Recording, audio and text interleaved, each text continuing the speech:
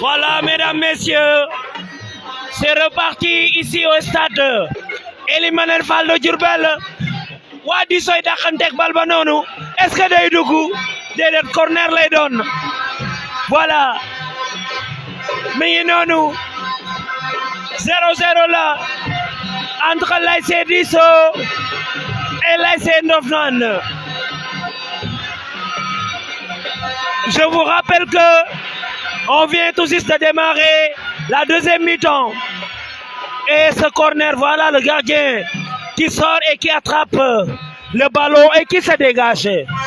Il cherche l'un de ses attaquants, mais les joueurs adverses étaient là pour le contrer. Voilà, Khadim Mboup, mon ami et frère, Manglégiar. Voilà, les joueurs de Disso, qu'est-ce qu'ils font là? Voilà, le joueur a été attrapé au niveau du maillot. Et ce sera un coup franc, n'est-ce pas? Voilà. Premier changement du côté de l'ASC Ndofnane. C'est le numéro 15 qui va entrer. Voilà. Et il va prendre la place du numéro 7. Voilà. Il va sortir directement. Voilà. C'est 0 but partout. On vient tout juste de démarrer la deuxième mi-temps de ce Ndofnane Disso. Deux grandes équipes qui se connaissent. Deux grandes équipes. Voilà. Qui sont des voisins. Voilà. Aha. Mi ngi noonu weccoon nañ kan yi. Aha. Supporter ya ñoo ngi koy jëlul ci kaw. Waa Ndofnane ñooy tëgg noonu ak seeni tama yu neex. Waaye waa Disso ay vuvuzela la ñu indi tey. ña ngi may fàttali mondial 2010 ba vuvuzela yee ci Afrique du Sud. Mépp ja mel na tuleeg male. Le stade Ely Manel Fall a aujourd'hui bâti son plein pour ce grand match opposant deux grandes équipes de la zone 2, l'ASC Disso et l'ASC Ndofnane. L'ASC Disso s'est vêtu en vert et blanc, leur couleur traditionnelle, tandis que l'ASC Ndofnane s'est vêtu en rouge et blanc, c'est aussi leur couleur, leur tenue traditionnelle. Pour le moment, le score est nul et vierge, c'est 0 but partout entre ces deux grandes équipes. Vous êtes en compagnie de Cheikhouna Amar, le commentateur du jour. Voilà, du jour. Qu'est-ce que ça va donner cette balle, cette attaque de l'ASC Ndofnane? C'est une touche qui sera exécutée par le joueur et rapidement il cherche l'un de ses coéquipiers. Ils sont en train de construire. Voilà, c'est une longue passe. Le numéro 10 qui va faire une passe profondeur, mais là non, la balle n'est pas sortie. Je croyais qu'elle allait sortir et ce sera un corner en faveur de l'ASC Ndofnane. Dans Fadel, l'ASC Ndofnane est venu tout simplement pour attaquer. Je pense que l'entraîneur a pu motiver les joueurs et ils sont en train de rectifier leurs erreurs donc, de la première mi-temps. Évidemment, Cheikhouna Amar, tu as parfaitement raison, tu as bien vu. Rectification, le coach de l'ASC Ndofnane def na ko. On va suivre le corner, bien exécuté. La tête de goal. Fadel, je vous l'avais dit. Je vous l'avais dit. C'est pur. C'est parfait. Voilà, ils viennent d'ouvrir le score. Le joueur de Doflan est au stade Elimanel Fall. Je te l'avais dit. Ils sont venus pour rectifier le tir d'Alvanel. C'est pur. C'est parfait. Mais quel but. Quel but d'Alvanel. Quel but, Cheikhouna Amar. Il est libre de tout marquage. La nga xam ne mooy tëbb def ko li nga xam ne mooy deuxième poteau geste attaquant la def geste buteur la def et voilà on aura waxoon naa la ko sax ne la deuxième période bi dana métti trop ne la deuxième période bi di nga gis bi et voilà Ndofnane qui mène déjà 1-0. Dam gis la fi mu seen yi a stade ba ngay jolle. Ok.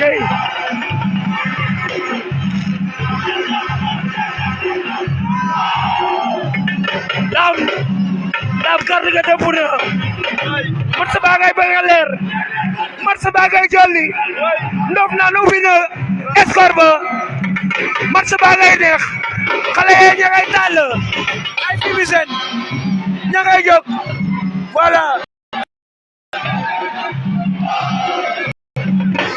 policier ña ngay yéeg pour dàqe xale yi nga xam ne ñoom ñoo doon tàll loolu voilà match ba goog ay seen Ndofnane ubbi na score bi deuxième mi-temps bi commencé na quelques minutes rek lay tollool.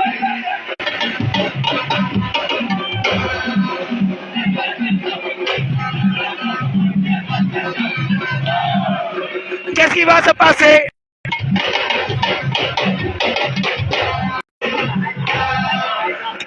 Voilà, mais il me semble que un joueur est à terre. Voilà, le coup franc qui va directement sortir.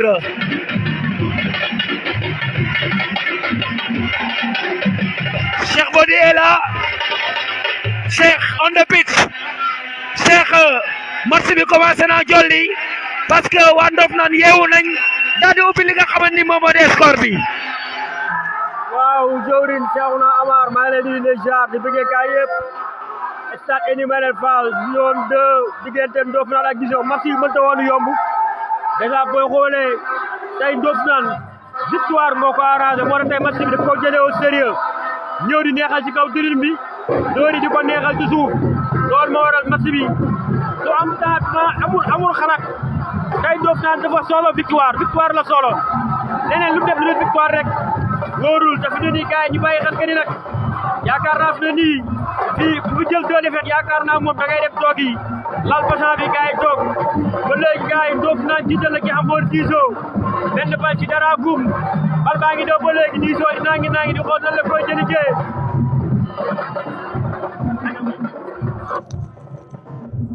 Voilà Cheikh Bodi, merci beaucoup pour cette belle analyse. Vous qui venez de nous rejoindre, c'est l'ASC Ndofnane qui vient d'ouvrir le score. Pour le moment, c'est 1-0 en faveur de l'ASC Ndofnane. Bien sûr, il continue d'attaquer le numéro 12, mais la balle va sortir et ce sera bien sûr un coup franc contre l'ASC Ndofnane. Voilà. Le joueur qui était à terre vient de se relever. Il s'agit de qui? Voilà. Donc il n'y avait pas coup franc, ce sera une touche. Et ça va être exécuté par le numéro 12 qui va chercher, voilà, encore une touche pour l'ASC Ndofnane. 1-0 pour l'ASC Ndofnane. Ils sont en rouge et blanc. Et l'ASC Disso en vert et blanc. La deuxième mi-temps a commencé à peine 10 minutes. Ici, dans ce stade mythique d'Elimanel Fall de Diourbel. Notre bisou à nous. Voilà.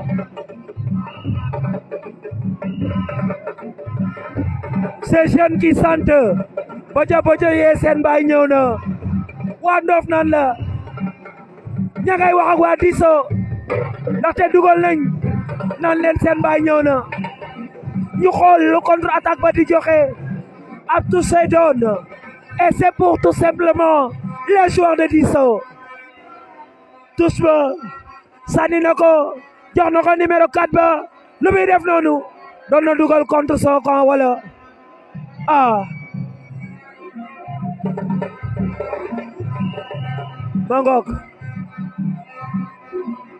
Mangok daf doon dugal deuxième bi ba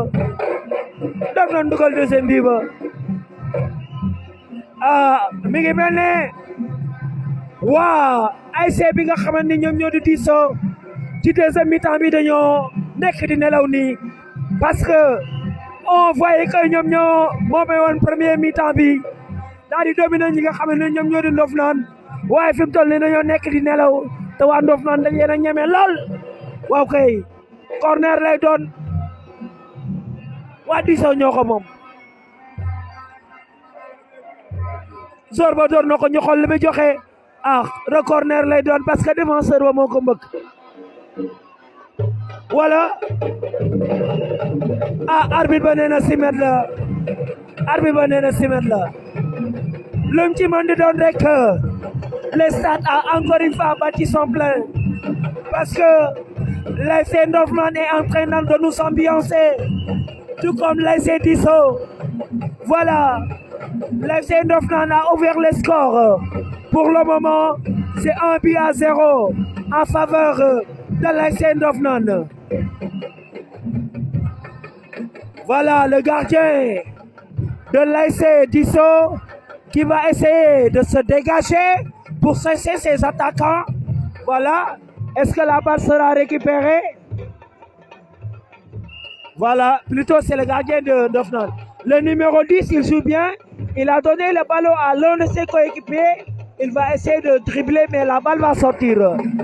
Et le public qui acclame son joueur. Le numéro 9, qui va effectuer cette touche de l'ASC Disso. Long dégagement de l'un des joueurs de l'ASC Disso. Ce sera encore une touche en faveur de l'ASC Disso. Le numéro 9 va encore exécuter cette touche. Il va donner le ballon à l'un des joueurs. Contre-attaque sur le flanc droit, mais la balle va sortir en touche.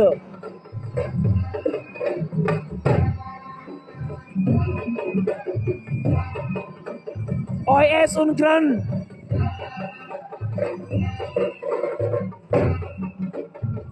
touche en faveur de l'ASC Disso. Voilà, il va obtenir un corner. Hoy es un gran día. Estoy contento de estar aquí por este partido de fútbol. Wow, wow, la felicidad. Corner lay doon dégagé na ko. waaye bal ba ak action ba jeexagut waa Disso récupéré nañ ko ña ngay hésité waaye jëlaat nañ bal ba le joueur va chercher l'un de ses partenaires ña ngay jéem a attaqué est-ce que dañuy am bi bal baa ngi noonu romb na ndànk quand di génn ca cimetière Dame Fadel. Ouais, Amar, on attend toujours la réaction du côté de l'ASC Disso comme ni ma ko waxee woon sànq rek ci deuxième période bi Ndofnane ñëwul poule nul Ndofnane ñëwul aussi voilà mi ngi doon la tête défense récupérée l'ASC Ndofnane Guissé qui sert son capitaine c'est pas encore fini le numéro 17 ouais des crochetés récupéré par la défense une très bonne défense du côté de l'ASC Disso malgré le but encaissé mais dañuy résister ballon Ndofnane on cherche solution devant ouais le gardien là la sortie hasardeuse de Toldo. Heureusement, il obtient une faute. Attention. 1-0 en faveur de l'ASC Ndofnane. 1-0. Ah ouais. 1-0.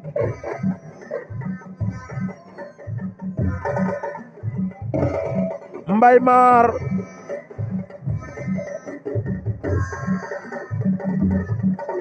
ouais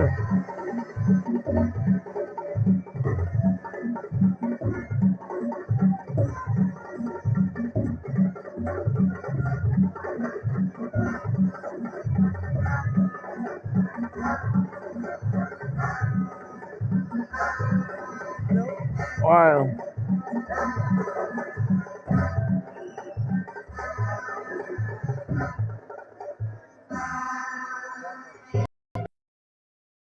on va suivre l'arbitre lan lay wax ak ñi nga xam ne mooy un joueur et là on aperçoit dans l'entrejeu l'équipe de Disso ñooy déroulé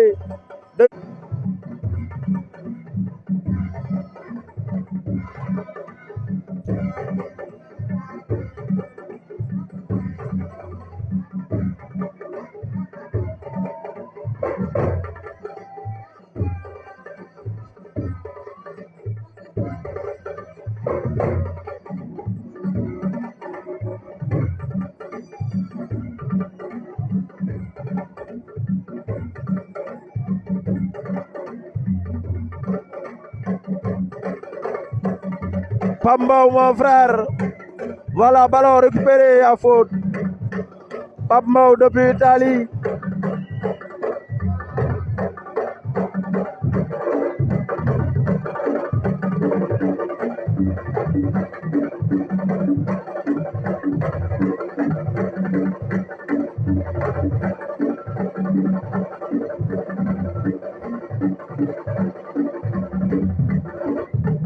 Voilà, Vélo.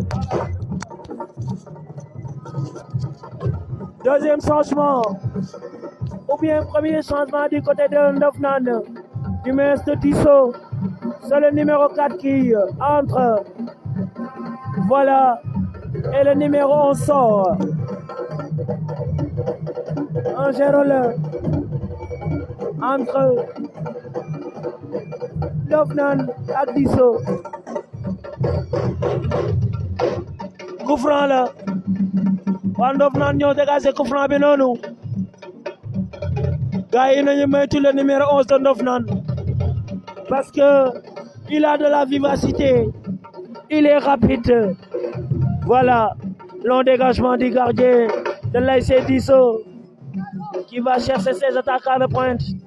Il conserve la balle. Belle sortie du numéro 9, le latéral, qui va essayer de contre-attaquer, mais la balle va sortir en touche.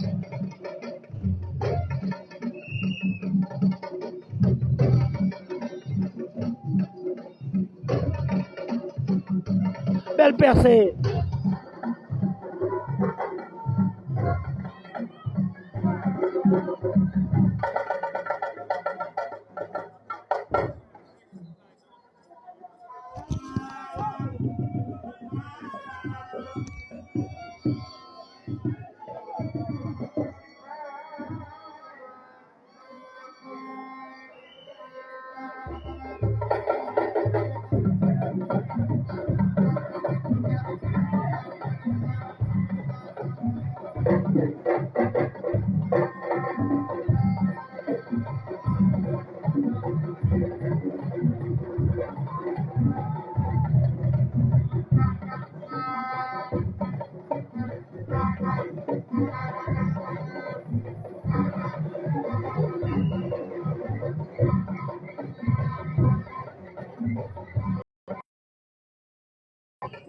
Voilà, l'un des joueurs de Ndofnane était à terre, mais il vient de se relever. 1-0 pour Ndofnane là, 1-0 pour Disso Ndongo Diouf. Ndofnane moo mené 1 ñëw na fa door bal ba mu génn corner.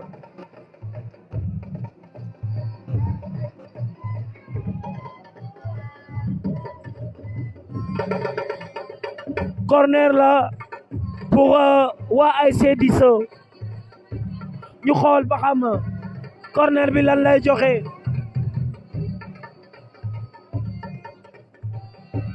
Voilà, il va se... Non, ça sort directement. Ça sort en 6 mètres. Pour ñi ñuy door ñëw ci suñu live suñu direct di leen fàttali rek ne yéen a ngi seetaan match bi opposé wu ñaari équipe yi nga xam ni moom moo di Ndofnane ak Disso. Ndofnane ñoo sol maillot yu xonq yi ak weex, waa Diso ñoo sol may vert yi ak weex fi mu toll nii nag ñi nga xamante ni ñoom ñoo di waa Ndofnane ñoom ñoo mani ñu ngi ci deuxième mi-temps bi ma ngoog waa Ndofnane ñoo dégagé wu noonu di jéem a attaqué pour wuti deuxième bi jour ba ngoog jàpp na bal bi jox na ko farando ba ña nga jéem a contre attaqué ci flanc droit ba dafay dégagé wala lan jàll na waaye défenseur ba ñëw na tulli bal ba voilà toujours waa Ndofnane ñoom moom bal bi est-ce que bal bi de génn na tous donc dañ ko jot ñi xam ne ñoom ñoo di waa Diso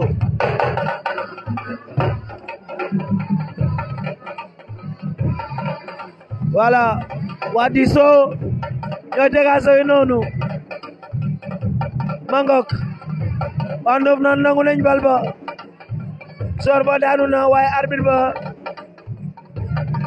sifflé na ko wala sifflé na ko nee na coup franc la waa Diso ñoom ñoo ko moom il va se dégager pour chercher l'un de ses coéquipiers.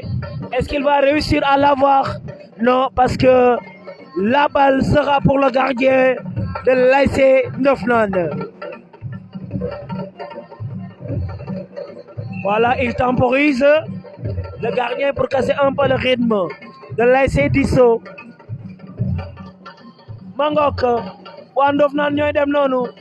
jox na ko numéro 2 bi crocheté na ma nga jéem a làmb ba xam dina daj waaye goal ba génn na jàpp ko goal ba dégagé na rapidement il a préféré jouer rapidement mais la balle sort en touche en faveur de l'ASC Ndofnane.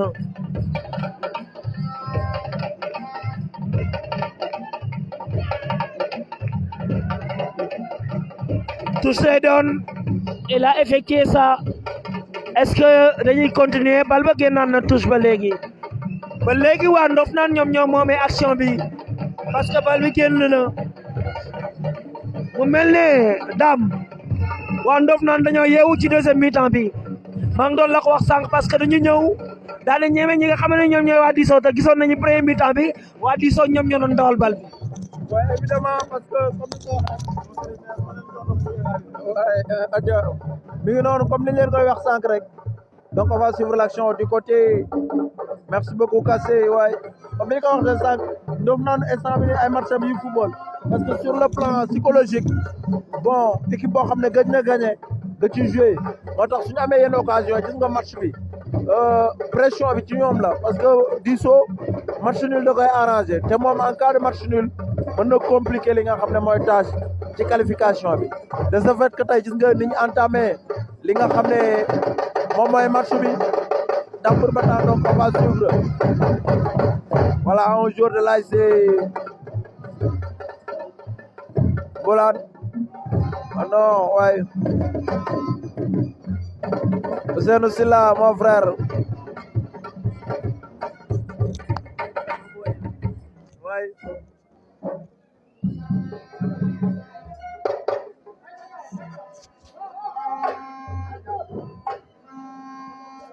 Maymar mon frère jaajëf Babacar Mouka Baro Aydara l'ASC Ndofnane moom moo dugal mi ngi noonu 1-0 en faveur de l'ASC Ndofnane. Changement du côté de l'ASC Diso. Ouais, deuxième changement. C'est Niska qui va sortir.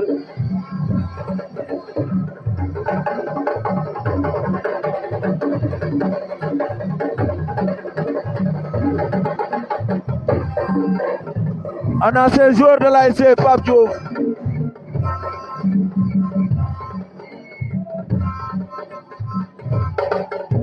Voilà, ballon dégagé par le gardien de but. Me revenir du côté de l'ASC Ndofnane.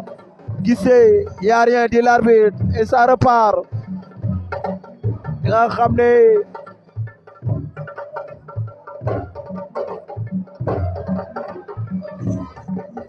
Un but à 0 Ndofnane.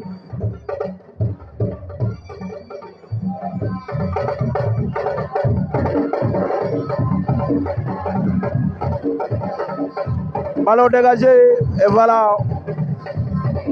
toujours l'ASC Ndofnane possession.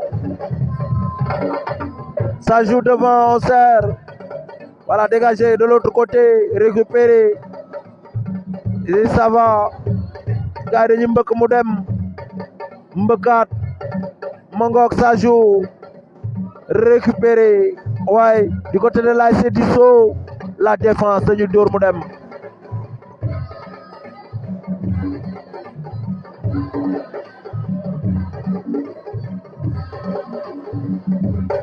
Un but à 0.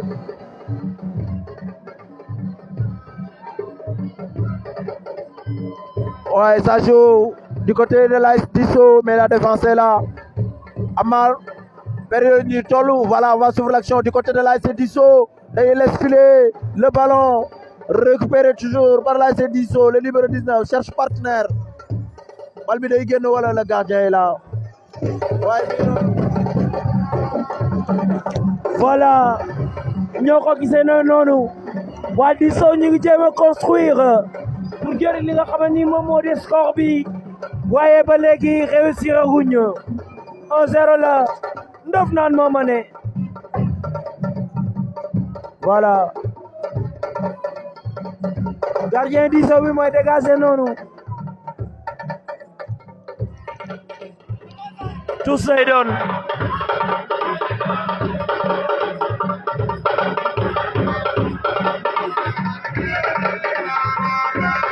Voilà, le numéro 9 qui va chercher l'un de ses coéquipiers, mais la balle va encore sortir en touche.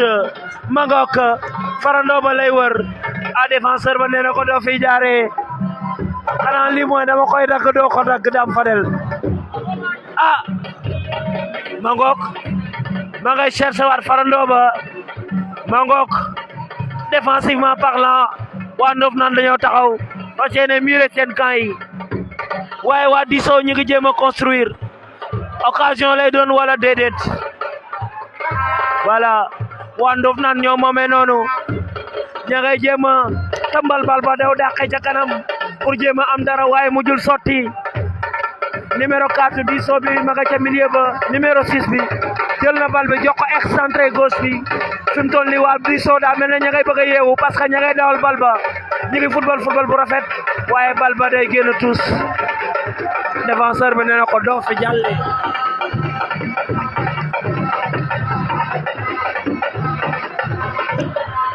Serigne Abdoulaye Sarr Bey Disso mënewul de Ndofnane moo mëne.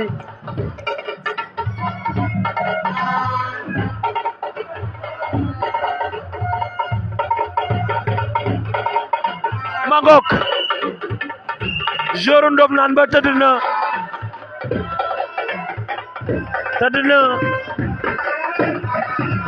xañ na dafa gaañu wala dafay casser rythme bi parce que waa Disso aussi commencé woon nañoo yeewu.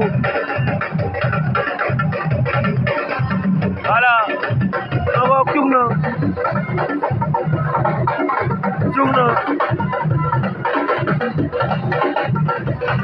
kuy nelaw na nga yeewu.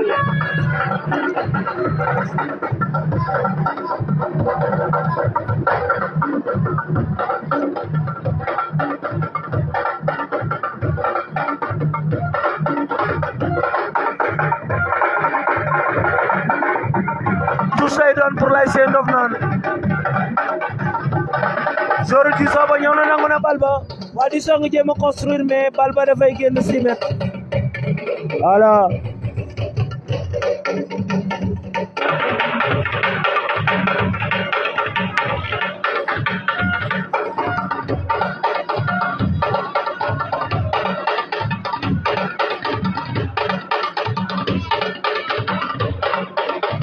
merci beaucoup Nani Cissé, merci beaucoup Ba Diop, merci beaucoup Serigne Abdoulaye Sarr Bey. Ñu dem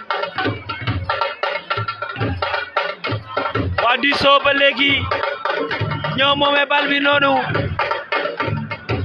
ndax dinañ jéem a construire déedéet.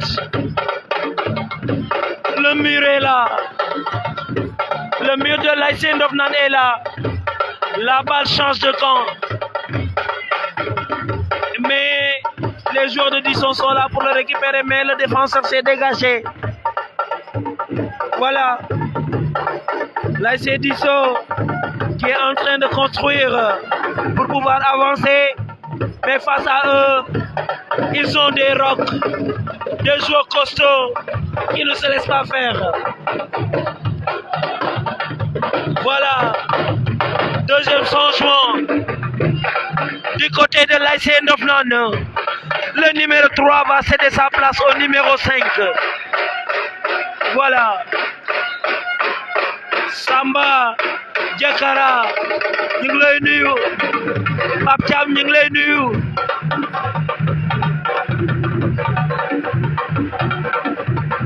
Mangok.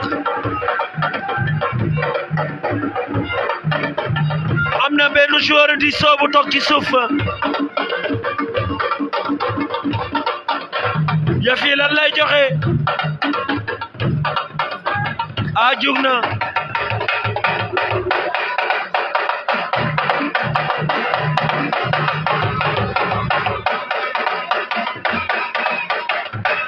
Il est en train de pleuvoir au stade Ely Manel Fall. Mu mel na taw ba soobaat na ci stade bi. Temps yi moom sori wuñu waa Casamance ma ngay taw. Le numéro 2. Voilà, bal ba génn na touche. Numéro 9 bi ma ñëw tous ko. L'infatigable latéral. C'est une touche. Voilà, son coach est en train de lui parler. Il est en train de lui donner des consignes. Qu'est-ce qui se passe? Voilà, le jeu s'est arrêté parce que tout simplement, le gardien de l'ASC Ndofnane est à terre. Il me semble qu'il s'est blessé. Est-ce qu'il veut casser le rythme?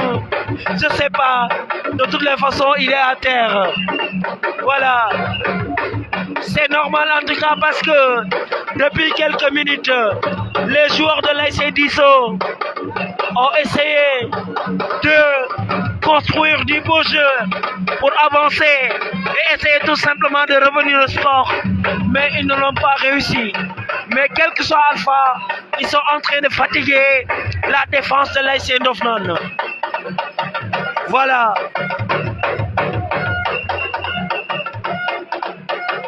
Je vous rappelle que pour la première heure, l'ASC Kandé-Garde a battu l'ASC Monaco sur le score de 2-1.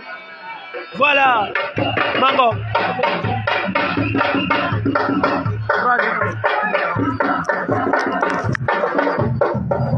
Voilà, jaajëf Cheikh Amar.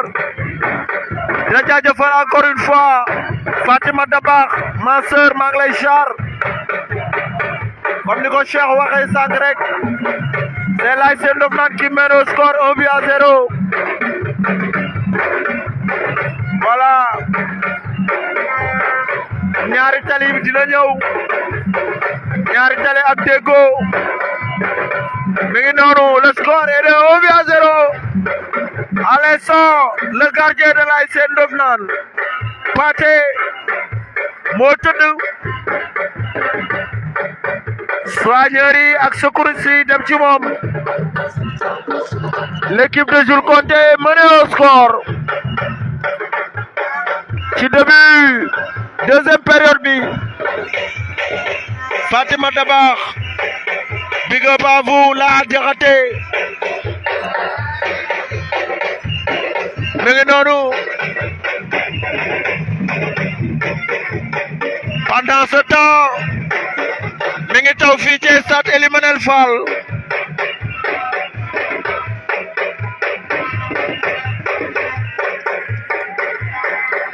Toldo, le gardien de but de l'ASC Disson, da koy jox son numéro 20 mu dégage ci kaw. L'ASC Ndofnane ñoo intercepté bal bi, gars yi jël ko dawal. Ça joue, ouais, mais perdu. Récupéré par l'ASC Ndofnane en rouge. Et à faute en faveur de l'ASC Disso. Mené au score.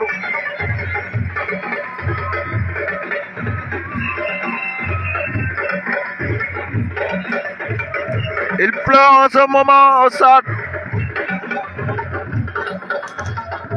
Mais non.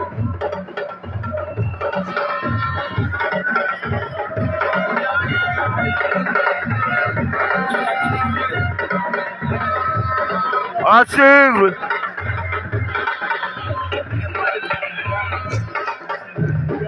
On va suivre le coup franc. Ouais, en 2 temps.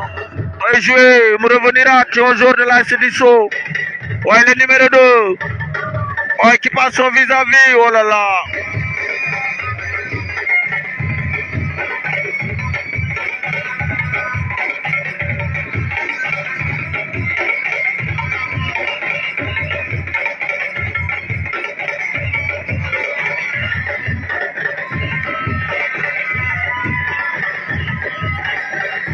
Toujours le score 1-0.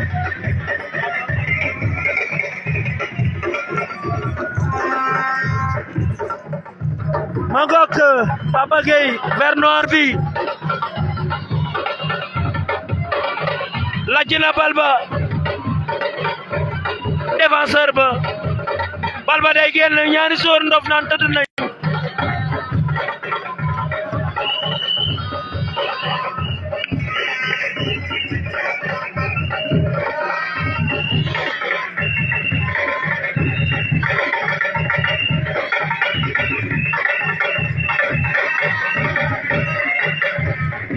Voilà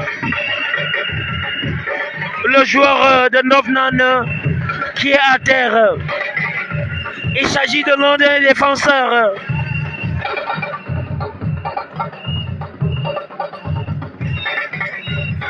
Il est en train de pleuvoir à Diourbel. Et ce matin aussi, taw na lu bari.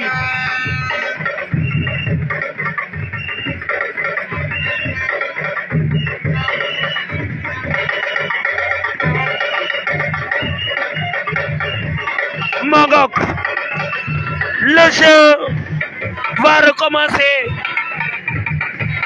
L'ASC Ndofnane, l'un des défenseurs qui se dégage. Le ballon est toujours pour eux, le numéro 10 qui va essayer de faire un centre de ras de terre, mais le ballon a été intercepté. Le numéro 17 qui va essayer de reconstruire. Le numéro 2 qui tire la balle et qui sort directement vers les 6 mètres.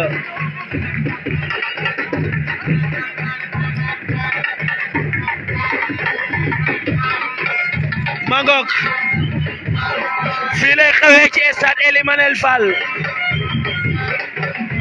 affiche bu mag entre l'ASC Ndofnane et l'ASC Disso. di leen fàttali rek ne c'est la zone 2 qui organise. Voilà. daa mu ngi mel ne waa ASC Deggo ñoo ñëw noonu ñoom ñoo war a jouer 3e heure waa Disso ña nga jéem a construire pour dugal mais le défenseur s'est dégagé.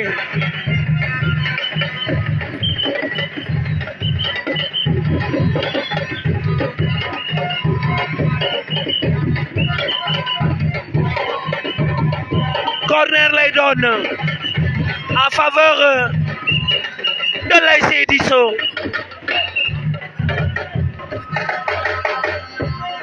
Voilà, dégagé na ko, est-ce que day dugg? Ça passe au-dessus de la barre transversale. Il a failli marquer. Ça a été une belle tête piquée, mais ça passe juste au-dessus de la barre transversale d'Afadel.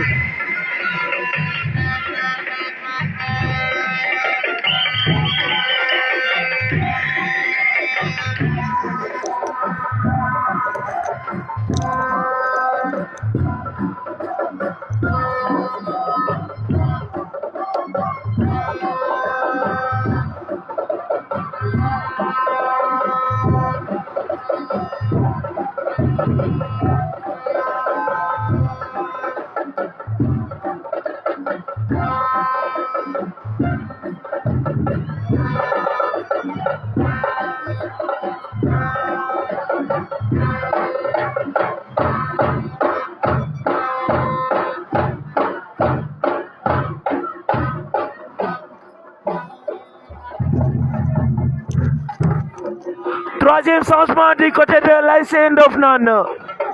Voilà. L'ASC Ndofnane qui va essayer d'attaquer. Mais la balle a été récupérée par le numéro 2. Mais quel joueur! Il a fait une jolie passe. Voilà. Mais ça ne va pas aboutir parce que le gardien était là pour tout simplement intercepter le ballon. Il va se dégager. Le gardien de l'ASC Ndofnane en bleu et blanc. Voilà. Mais le dégagement n'a pas été long. Et la balle a été récupérée par les joueurs de Disso. Voilà. Ils vont essayer d'attaquer. Les joueurs de Disso, ils sont sur le flanc gauche. Ils sont en train de construire. La balle est toujours pour eux, mais il y a eu un dégagement. Et ce sera une touche en faveur toujours de l'ASC Disso.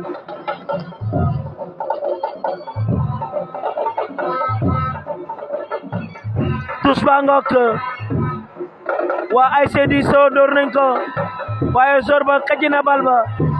L'arbitre qui vient de nous signaler qu'il y a 3 minutes de temps additionnel entre ces deux grandes ASC pour ce grand match opposant l'ASC Ndofnane et l'ASC Disso.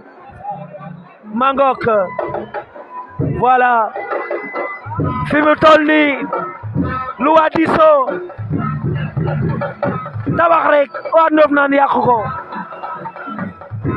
lan la joxe fi mu toll nii waa Disso ñëpp yëg nañ parce que ñu ngi ci temps additionnel bi voilà ñu ngi def rafet ce soir il est pétri de valeur.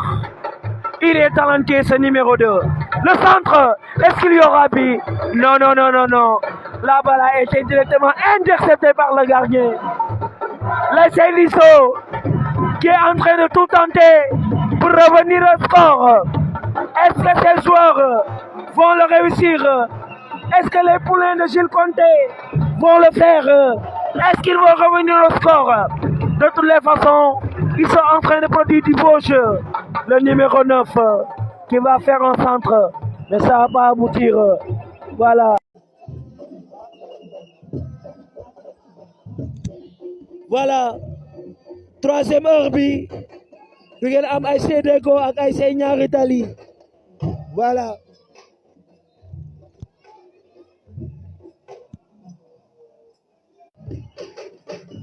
Fi mu toll nii waa Ndofnane kontaan nañ. supporter yi ña nga naan dem leen ñibbi fu ngeen jóge dafa sori parce que jàpp nañ ni la victoire est assurée. Victoire ñëwaat na ca koñ ba. Victoire day ñëwaat koñ ba tey day neex parce que gëjoon nañu am li nga xam ni moom moo di ndam. moo tax fi mu toll nii xale mag ñëpp kontaan nañ. ñu xool ba xam fu wane ni bu njëkk ak i gëtëm. arbitre ba sifflé na match ba. Les 3 coups de sifflet qui viennent de retentir ici au stade Ely Manel Fall de Diourbel pour cette affiche opposant de grandes équipes, l'ASC Ndofnane et l'ASC Disso. L'ASC Disso de Moustapha Kassé. Bon courage mon grand. Bon courage à Gilles Conté. Le maire a gagné. Vous me les cani. Voilà. L'ASC Disso a un peu péché d'âme. Parce que au début, à la première mi-temps, nous avons match bi.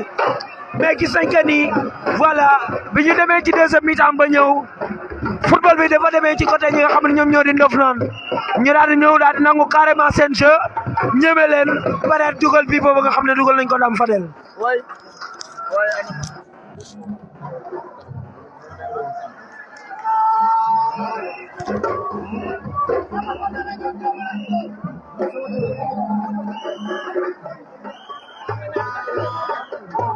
Voilà mi ngi noonu donc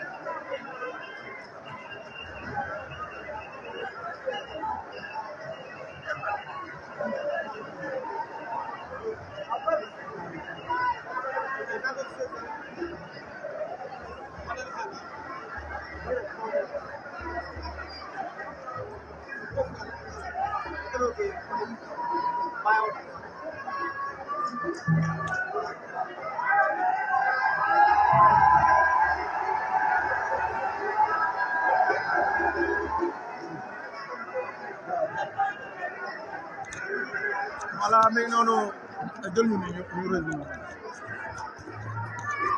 Voilà.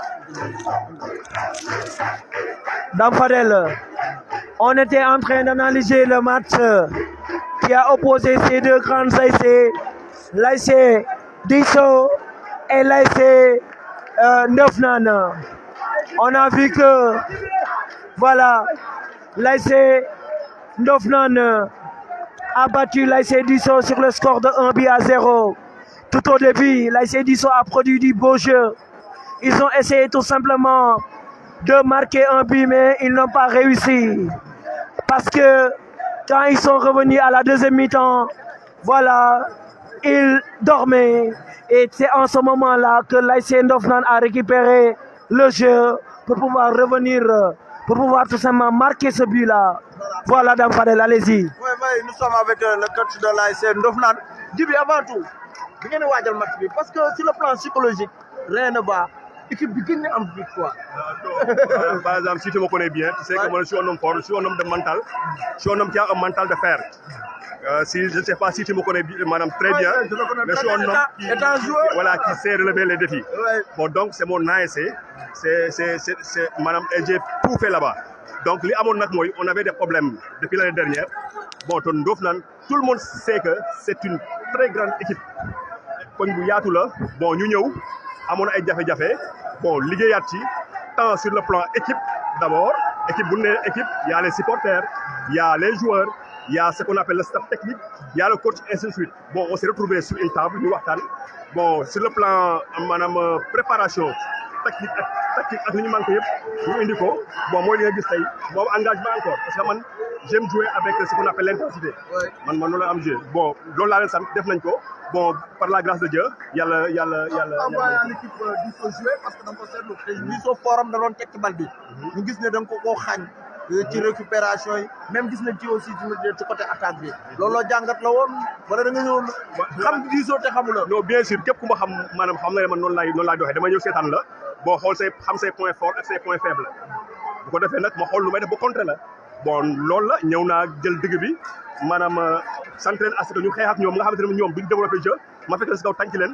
maanaam dugal leen benn bit reculer taxaw samay camp défendre ko mu jeex voilà. donc xawoon na début bi xawoon na compliqué éliminé ci coupe du maire voilà nga relancer waat ci li nga xam ne moom mooy zone bi l'objectif cette année ku xam Djibi aussi xam ne comme ni ko xam ne défilé étant joueur même étant coach lan la yaa xale yi. waaw comme ni mu wax rek aller le plus loin possible parce que man loolu laa gëm Ndofane dem na phase nationale final régional final départemental jël fi coupe maire jël la fi kon équipe buy dem fu sori la donc sama objectif mooy en tant que coach étant joueur yóbbu naa leen foofu en tant que coach sama objectif ren mooy yóbbu leen maanaam final départemental final régional loolu mooy sama objectif yóbbuwaat leen phase nationale s'il le faut loolu mooy sama objectif mais nekkul zone yi nii loolu moom je vous le dis en vérité. oui ngeen amoon bor boo leen yoraloon supporters yi dañu gis ne ren ci mobilisation gis nañ aussi tamit ni ñuy supporter voilà victoire bi rek a manqué woon ko. effectivement noonu la koñ bu doy waar la parce que y a beaucoup de supporters yoo xamante ne nii maanaam xamuñu sax defet nag mais yàlla dogal na bon man mën naa def ak ñoom parce que je suis un pur produit de l'AS Ndofane donc bon dama leen di comprendre dama leen di xam naa moo dund ak ñoom bu am benn problème effectivement noonu la def parce que la fois passée au chemin du retour ma gis pool bi bon dem ay dama jàpp quoi dama ne équipe bi war a pet kon donc nu ma def ba bind 3 points defaru jiwaat dinaa ko def loolu la voilà. dernièrement lay wax ñu ne seetaan ak ñëpp ñi nga xam ne aussi supporters à l'étranger ñoom Billy Konaté ñoom ñëpp bari nañ ñoo xam ne doon suivre l'AS Ndofane à travers directeur. non d' abord yow li may sant d' abord si sa liggéey d' abord maanaam liggéey bu ñu war a saluer la te autorité même les autorités de cette région là dañ la war a jàppale parce que doomu maanaam lii mooy leadership comme ni waxee ñëw yow je peux dire même que bokk nga si ñuy doxal sport Diourbel en règle générale donc kon yow laay saluer d' abord sa liggéey d' abord sa compétence voilà waxaat leen tam ne maanaam ñu ngi leen di sant ñoom ñëpp daal ñu ngi leen di sant ñëpp di waat supporter yëpp daal di waat képp koo xamante ne yaa ngi bëgg AS Ndofane rek nga ñëwaat jàpp te xam ne am nañu objectif bu doy waar dans cette année voilà. merci beaucoup Djiby mais Amar am nga loo ci sànni par rapport ak Djiby. voilà coach dama def rek féliciter la dama gis ne premier mi-temps bi waa Diso dañu ñëw dox sa kaw mais da nga leen a contrer bu baax a baax mais deuxième mi-temps bi sa booy dañu ñëw yeewu ban discours nga leen tëriñ ci mi-temps bi. ok moo waxee tam Diso c'est une très grande équipe donc gis naa ne ñoom am na lu ñu bëggoon. donc deuxième mi-temps bi li ma leen wax rek mooy comme li ma leen wax terrain football léegi yombatul football léegi intensité la soo bëggee gañ da ngay dem ak détermination loolu laa leen wax ne leen yéen a ngi ci mais yokku leen maanaam vitesse de jeu bi yokku leen ko jëli bu ñu amee dara maanaam comme c'est une très grande équipe ñu jéem a gérer affaire boobu noonu dem defaru jiwaat pour suñu premier match c'était ça oui. voilà c'est clair coach donc ñu ngi lay féliciter bu baax a baax merci beaucoup. Voilà, donc c'était le coach de l'ASC Ndofane mi ngi noonu Dame Fadel déglu nañ ko gis nañ analyse aussi nga xam ne defal nañu ko et yaakaar naa ne aussi tout bon coach noonu la war a def parce que nawetaan nekkul comme genre football professionnel bi nga xam ne tu auras la possibilité de regarder les vidéos de ton adversaire mais un coach doit être quelqu'un de disponible pour du ñëw stade pour jéem a visionner ou bien jéem a toog xool seetaan ay adversaire am pour xool naka la war a ñëwee parce que man jàpp naa ne un bon coach waru toog rek di ñëwee à l'aveugle xëy rek daana diw laa am ñëw non da ngay dem nga jàngi ki nga xam ne moom nga war a boo amee sa adversaire boo amee match voilà Dame Fadel parce que tey boo gisee li mu gagné Diso nii mën naa ne gis nga nee na bi mu dugalee dafa daw replié wu ci camp xañ ko football parce que xam nga li Diso capable donc loolu nag il faut nga xam équipe bi moo tax yenn coach yi bu ñuy ñëw di football ak yenn équipe yi wala ngeen bokk bul xeeb kenn parce que tey match bi seex su ci Ndofane génne woon ak défaite wala nul non kenn du ko lijjanti catastrophe lay doon parce que dootul mën a ci am chance pour génn qualifié te day tas koñ parce que du équipe bu ndaw moo tax tey victoire bi avec 4 points day relancer waat ci poule bi voilà parce que poule la boo xam ne fu Diso nekk di vice championnat yi voilà c'est bien nga démarrer 4 points match nul génn ci victoire. Voilà le reste mën na ko. donc Dame comme tu l'as si bien dit donc c'est une victoire qui va ramener le sourire donc au niveau tout simplement de ce quartier avec l'ASC Ndofane donc la fois passée ñu gis seen aussi dañu indi une foule immense contre l'ASC Pape Diouf malheureusement dañu ñëw donc ASC Pape Diouf daan leen di gagner cette fois-ci nag ñu daal di ñëw donc daal di jéem a bañ rek li nga xamante ni moom moo di 2 défaites consécutives daal di jouer donc un bon match aujourd'hui daal di jéem a gagné ñi nga xamante ni ñoom ñoo di l'ASC Disso mais Dame Fadel l'ASC Disso n'a pas démérité parce que gis nañ ci ay individualités yu am solo dans cette équipe. On a vu le latéral, le numéro 9, donc un très bon joueur, tout comme le numéro 2, donc qui faisait tout simplement de très bonnes percées. Et je pense que donc cette équipe-là peut aller très loin parce que gis nañ des individualités, gis nañ jeu bu nga xamante ni aussi joué nañ ko. Mais aujourd'hui, donc ils avaient en face de une équipe beaucoup plus expérimentée, une équipe qui avait soif donc d'une victoire Dame Fadel. C'est pourquoi donc ils n'ont pas pu gagner. Donc du courage donc à tous les joueurs de l'ASC Disso, à tout le staff de l'ASC Disso, ils n'ont pas démérité. Mais aujourd'hui donc la chance n'était pas avec Dame Fadel Mbaye. Merci beaucoup Amar xanaa ñu tàggoo rek voilà ci li nga xam ne moom mooy ñu ñu doon seetaan leen jox dig daje demain inchallah parce que tey benn match lañ leen doon may voilà donc ak taw bi ak état yi parce que tamit voilà boo fi toogee sa téléphone mën na yàqoog yëpp donc connexion bi gis nga ñu ngi dawee moo tax ñu mayal leen tey benn match on se donne rendez-vous nga tàggoo gars yi demain nga ñëwaat parce que boo fekk avant ngay ñibbi daam suba laay dellu Dakar suba ci fajar nga tàggoo gars yi en tout cas Dame Fadel ça a été une belle plaisir du moins ça a été une belle occasion ça a été du plaisir d'être là avec toi yaa ngi dégg ni ma la ko waxee woon rek la fois passée vous méritez des encouragements vous méritez des félicitations parce que le score que tu fais du moins les efforts que tu fais pour le sport diourbellois ne sont pas tout simplement quelque chose de facile. Donc on vous doit tout simplement des remerciements sans commune mesure Dame Fadel Mbaye pour les initiatives qui est tout le temps là pour participer au développement de Diourbel. Et ce que tu fais là, donc c'est ce qu'on appelle le développement endogène parce que à travers tes lives, tu permets à beaucoup de gens qui ne sont pas actuellement à Diourbel ou bien des gens même qui sont à Diourbel et qui ne peuvent pas effectuer le déplacement au niveau du stade de suivre tout simplement les matchs en direct. Donc c'est un bon boulot. À chaque fois que je suis à Dakar, je pense beaucoup à Diourbel parce que j'aime Diourbel.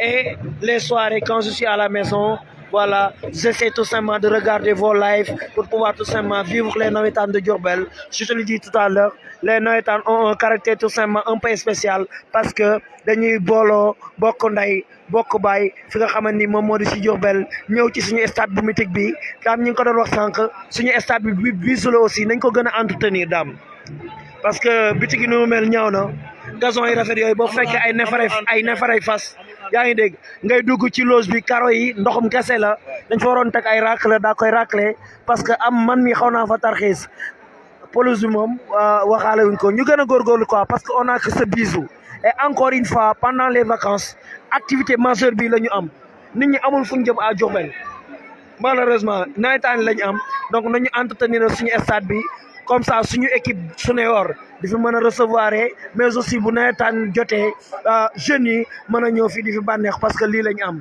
Dame Fadel di la jaajëfalaat di la remercier waat bu baax a baax di lancer un appel à toutes les autorités ñu jàppale la parce que ce que tu fais là yombut tu déploies tes moyens man benn yoon laa fi toog wax fi benn 45 minutes di bëgg a dee yow mi koy def chaque jour foo jëm donc merci Dame liggéey bi rafet na kontaan naa ci yow ci invitation bi di jaajëfal ñëpp ñu voilà nos téléspectateurs voilà voilà Sagar Koné Sagar merci beaucoup Ndiaga Rafaay Bijoutier ñu ngi lay ziar Samba Ndaw ñu ngi lay ziar voilà di ziar Salihat moom score bi lay laaj Ndof naan ñoo gagné ñi nga xam ne ñoom ñoo di ASC Disso 1-0 troisième heure bi mi ngi bëgg a commencer mais malheureusement duñ leen ko mën a may troisième heure bi c'est entre l'ASC Deggo Dame Fadel et l'ASC Ñaari Tali voilà Pa Omar Cissé mon ami maa ngi lay ziar bu wér a wér rafet na Ben Khalif ñu ngi lay ziar Mbaye Pianismar ñu ngi lay ziar di ziar ñëpp waa Pape Diouf ñëw nañ tey di roube nag Dame ñu ngi roube waa Ndof naan voilà en tout cas merci beaucoup à tout le monde di leen jox dig daje rek donc ba ëllëg inchallah merci beaucoup Diourbel fait rêver Dame merci encore et encore et di jaajëfal suñu technicien bi Dame jëlal sa bopp jëlal sa bopp daam na jël boppam